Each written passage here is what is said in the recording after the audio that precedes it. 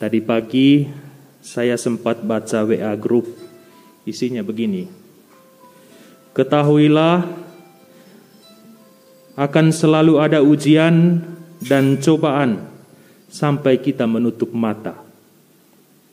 Siapapun Anda, dimanapun Anda, pasti akan diuji dengan berbagai macam hal. Ketika saya merenungkan hal ini dan teringat akan bacaan Injil tadi, saya kemudian mengamini ungkapan itu, lalu sadar bahwa salah satu ujian bagi setiap orang, khususnya orang beriman, adalah kesombongan rohani. Yesus mengingatkan kita akan kesombongan rohani dalam dua bentuk sikap. Yang pertama, melihat saya, aku yang paling benar, aku yang paling berjasa, dan aku yang paling baik.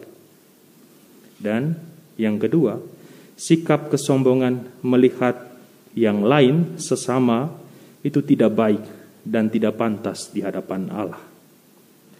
Tentang hal yang pertama, Yesus mengingatkan bahwa memproklamirkan kehebatan diri sendiri dan mengkampanyekan prestasi diri di hadapan Tuhan itu sama seperti menegasikan, menyangkal Allah, menyangkal peran Tuhan dalam hidupnya. Karena itu, orang-orang seperti itu menurut Yesus akan mendapat tempat yang paling rendah, direndahkan. Karena dia sudah memberi standar tinggi untuk dirinya. Dia memberi standar yang paling rendah untuk Allah. Allah tidak mendapat tempat utama karena egonya lebih besar daripada Allah. Itu kesombongan yang pertama. Kesombongan yang kedua adalah melihat hal yang tidak pantas atau negatif tentang orang lain. Hal ini juga bagi Yesus tidak dapat dibenarkan, karena dengan sikap seperti itu, kita menjadi hakim atas hidup orang lain. Padahal hakim yang utama adalah Allah sendiri. Maka ketika kita memutuskan atau kita menghakimi orang lain, sebenarnya kita mengambil alih peran Allah. Dan itu tidak dibenarkan. Maka Yesus katakan pada akhir, orang yang ditinggikan akan direndahkan. Yang direndahkan akan ditinggikan.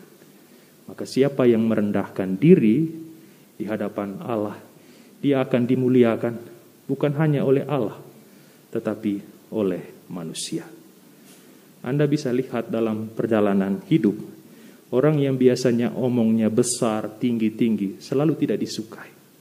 Tapi orang yang selalu merendahkan dirinya di hadapan sesama, selalu akan diterima, selalu akan didengar dan dihormati. Kalau manusia saja mau mendengarkan orang yang merendahkan dirinya, apalagi Tuhan.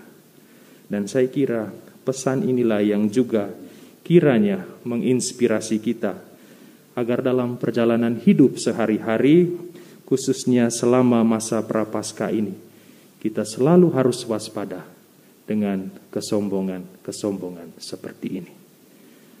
Tuhan memberkati. Amin.